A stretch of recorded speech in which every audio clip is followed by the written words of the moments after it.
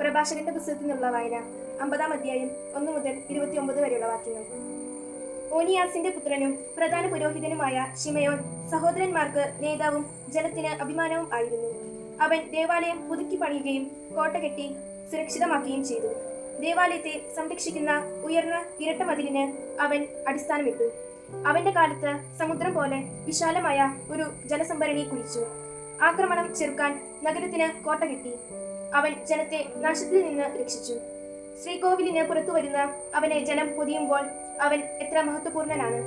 മേഘങ്ങൾക്കിടയിൽ പ്രഭാത താരം പോലെ, ഉത്സവവേളയിൽ പൂർണ്ണചന്ദ്രനെ പോലെ, അത്യുന്നതന്റെ ആലയത്തിന് മുകളിൽ പ്രശോഭിക്കുന്ന സൂര്യനെ പോലെ, തിളങ്ങുന്ന മേഘങ്ങൾക്കിടയിൽ വിളങ്ങുന്ന മഴവില്ലു പോലെ, വസന്തത്തിൽ പനിനീർ പൂ പോലെ, നീർച്ചാലിനരികെ നിൽക്കുന്ന ലില്ലി പോലെ, വേനൽക്കാലത്ത് ലബനോനിൽ മുളയ്ക്കുന്ന പച്ചപ്പൊടിപ്പൂ പോലെ, ധൂപകലശത്തിൽ പുകയുന്ന സുഗന്ധദ്രവ്യം പോലെ, കായ്ച്ചു നിൽക്കുന്ന ഒലിവ് പോലെ, മേഘം ഉരുമുന്ന ദേവദാരു പോലെ അവൻ പ്രശോഭിച്ചു.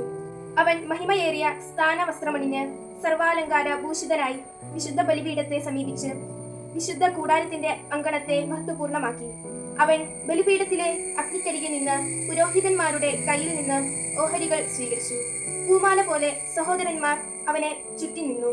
അവൻ അവരുടെ മധ്യേ ഈന്തപ്പനകളാൽ വലയിതമായ ലബനോനിലെ ഇളം ദേവദാരു പോലെ ശോഭിച്ചു.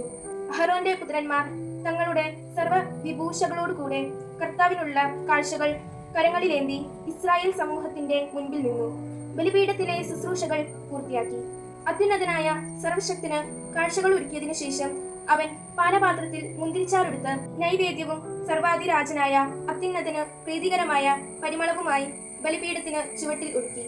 അഹരോന്റെ പുത്രന്മാർ ആർക്കു വിളിക്കുകയും ലോഹനിർമ്മിതമായ കാഹളം ഊതുകയും ചെയ്തു. അത്യുന്നതൻ തങ്ങളെ സ്മരിക്കുന്നതിനു വേണ്ടി അവർ ഉച്ചഘോഷം മുഴക്കി. ഉടനെ ജനം അത്യുന്നതനായ ദൈവത്തെ, സർവശക്തനായ കർത്താവിനെ ആരാധിക്കുന്നതിന് സാഷ്ടാംഗം വീണു.